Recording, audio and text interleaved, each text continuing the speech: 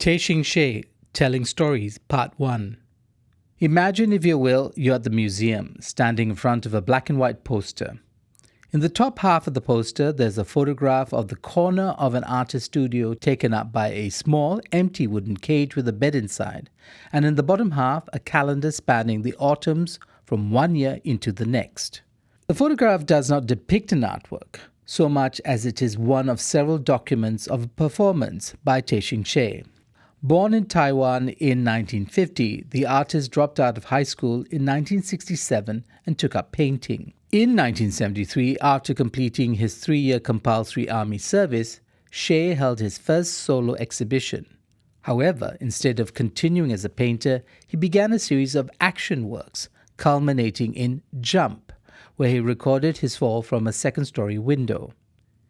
In 1974, he joined the Merchant Marines. Later that year, when in Philadelphia, he jumped ship and headed to New York, where he lived as an undocumented immigrant until an amnesty allowed him to become a permanent resident in 1987, followed by citizenship in 1994.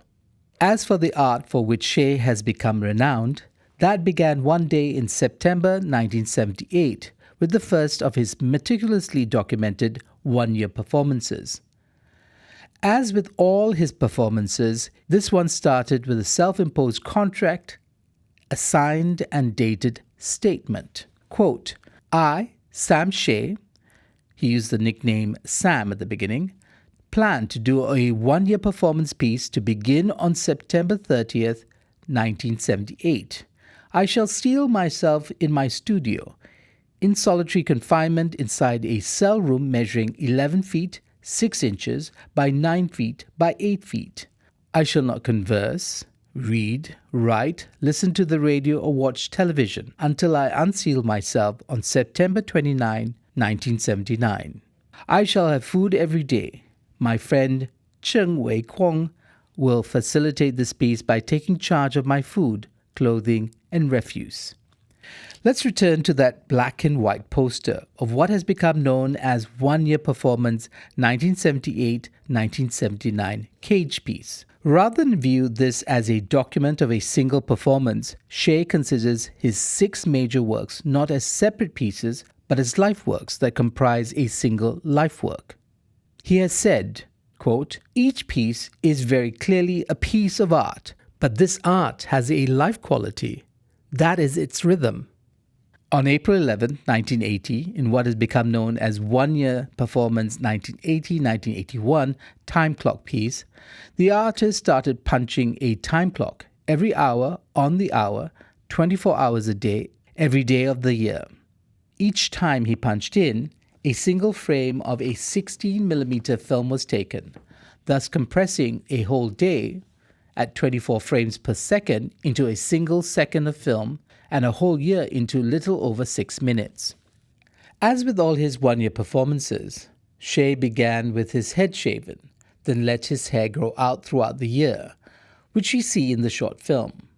Also shown is an increasingly weary Hsieh as he endured month after month without uninterrupted sleep.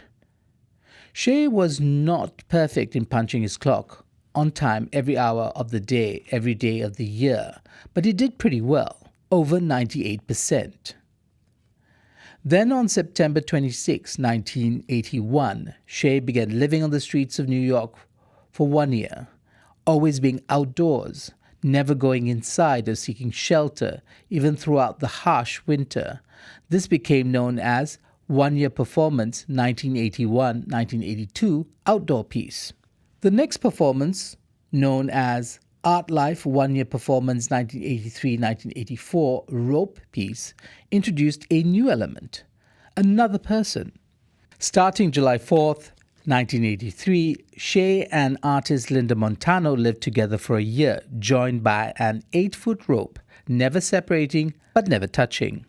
From the 1st of July 1985, Hsieh spent a whole year, quote, not doing, not talking, not seeing, not reading art. This became known as One-Year Performance 1985-1986 no art piece. Then on the 31st of December 1986, the artist began his final performance, known as Tehching Hsieh, 1986-1999, 13-year plan. Quote, I will make art during this time. I will not show it publicly. On December 31, 1999, Hsieh concluded the performance and on the 1st of January 2000 made a public report. Quote, I kept myself alive. That's all the work I've done. I call it art. In the future, I'll do something. But I don't call it art anymore. I just find something to do until die. This is no statement, but it is my plan. In his monograph Out of Now, published in 2009, Hsieh explains the difference between art time versus lifetime. Quote, it doesn't really matter how I spend time. Time is still passing. Wasting time is my basic attitude to life. It is a gesture of dealing with the absurdity between life and time. But I don't really blur art and life.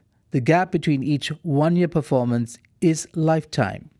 But the pieces themselves are art time, not lived time.